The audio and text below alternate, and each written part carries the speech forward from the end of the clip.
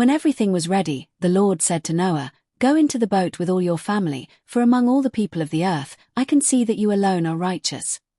Take with you 7 pairs, male and female, of each animal I have approved for eating and for sacrifice, and take 1 pair of each of the others.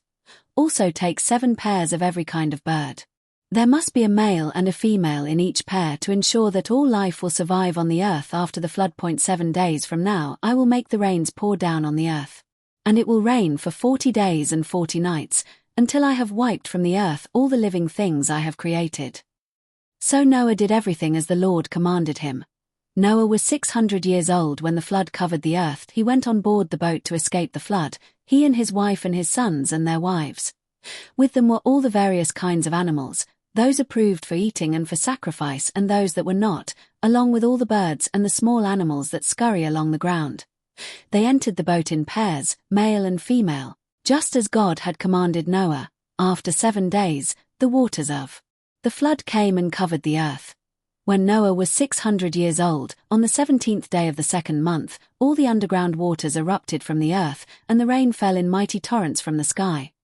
The rain continued to fall for 40 days and 40 nights. That very day Noah had gone into the boat with his wife and his sons, Shem, Ham, and Japheth, and their wives. With them in the boat were pairs of every kind of animal, domestic and wild, large and small, along with birds of every kind. 2 by 2 they came into the boat, representing every living thing that breathes, that a male and female of each kind entered, just as God had commanded Noah. Then the Lord closed the door behind them. For 40 days the floodwaters grew deeper, covering the ground and lifting the boat high above the earth. As the waters rose higher and higher above the ground, the boat floated safely on the surface. Finally, the water covered even the highest mountains on the earth, rising more than 22 feet above the highest peaks. All the living things on earth died: birds, domestic animals, wild animals, small animals that scurry along the ground, and all the people, everything that breathed and lived on dry land died. God wiped out every living thing on the earth: people, livestock, small animals that scurry along the ground, and the birds of the sky. All were destroyed.